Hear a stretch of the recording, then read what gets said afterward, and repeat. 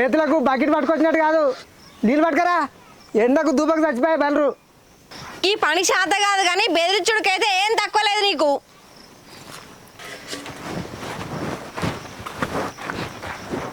పోయి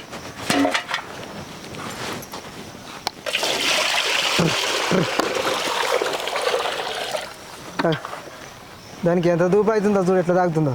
పెట్టనుంటే మరి ఏం కట్టం చేసినావని. నువ్వేం చేసినట్టు మరి? నేనా కోటర్కి పొలం బార పెట్టినావంది. నువ్వు చెప్తున్నావు మరి.